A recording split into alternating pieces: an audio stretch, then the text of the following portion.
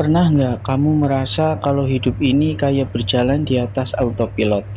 Bangun, kerja, tidur, lalu ulang lagi. Tapi sadar nggak, di balik rutinitas itu ada kekuatan-kekuatan yang tak terlihat yang sebenarnya sedang menjahit masa depan kamu. Banyak banget yang bilang kalau hidup itu soal nasib. Tapi sebenarnya hidup itu adalah akumulasi dari hal-hal kecil yang sering kita sepelekan. Hari ini kita akan bedah 5 faktor positif yang bukan cuma mempengaruhi, tapi benar-benar menentukan akan jadi siapa kamu 5 atau 10 tahun dari sekarang. Yuk kita mulai. Semua bermula dari satu tempat, yaitu pikiran. Ada sebuah pepatah tua yang bilang, apa yang kamu tanam dalam pikiran, itu yang akan kamu tuai dalam tindakan. Misalnya, kalau kamu percaya hari ini akan buruk, otak kamu secara otomatis akan mencari-cari bukti untuk membenarkan hal yang kita pikirkan. Sebaliknya, kalau kamu memelihara kepercayaan bahwa kemampuan kita itu bisa berkembang, kegagalan bukan lagi akhir, tapi cuma data baru untuk belajar. Pikiran positif bukan berarti mengabaikan masalah, tapi bagaimana cara kita merespon masalah itulah yang jadi penentu. Ada teori yang mengatakan kamu adalah rata-rata dari 5 orang yang paling sering menghabiskan waktu bersamamu. Coba kalian cek 5 orang itu. Apakah mereka orang-orang yang mendukung impianmu atau justru yang seneng banget ngejatuhin semangatmu kalau kamu lagi mau memulai sesuatu? Lingkaran yang positif akan memberikan kamu energi, perspektif baru, dan standar hidup yang lebih tinggi.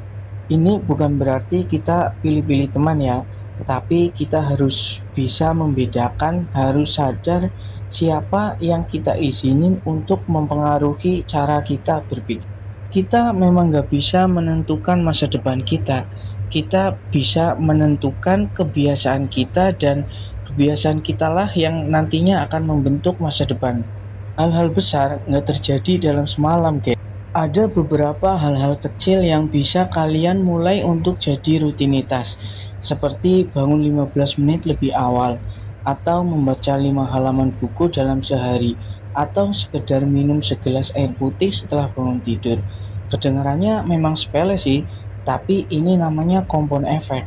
Hal positif yang konsisten dilakuin, meski kecil, akan berlipat ganda menjadi hasil yang luar biasa dalam jangka panjang.